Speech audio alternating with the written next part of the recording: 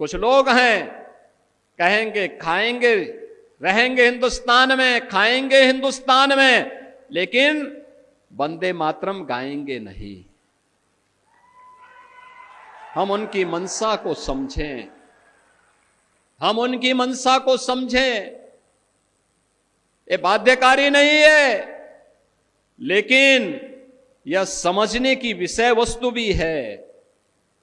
जो लोग वंदे मातरम का विरोध कर रहे हैं, वे भारत माता का विरोध कर रहे हैं।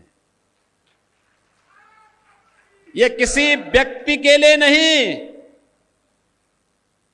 यह वंदे मातरम राष्ट्रीय गीत किसी व्यक्ति, किसी जाति, किसी क्षेत्र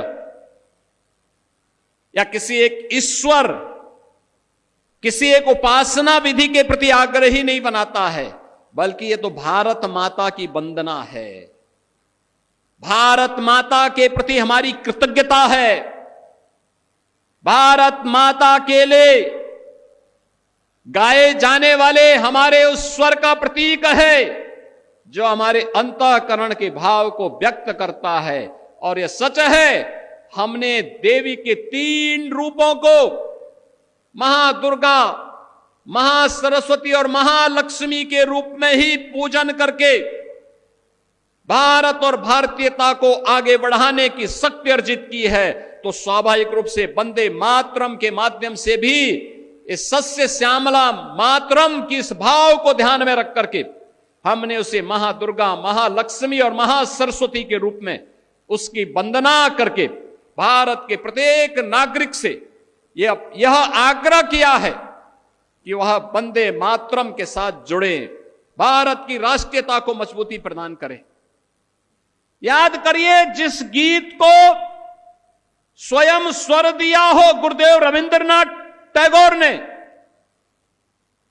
उस गीत का विरोध किया जा रहा है। भारत का क्रांतिकारी जिस गीत को गा करके फांसी के फंदे पर चूमता था, उसका विरोध किया जा रहा है। भारत की एकता और अखंडता का प्रतीक जो गीत है, उसका विरोध किया जा रहा है। इस विरोध के लिए कोई जगह नहीं होनी चाहिए, हमारे यहां कोई जगह नहीं होनी चाहिए। और इसीलिए मैं आप सबसे अपील करूंगा, बहनों और भाइयों, कोई मत हो, कोई मजहब हो, कोई जाति हो, और राष्ट्र से बढ़कर के नहीं हो सकता है। याद रखना, हम सब के लिए राष्ट्र प्रथम होना चाहिए।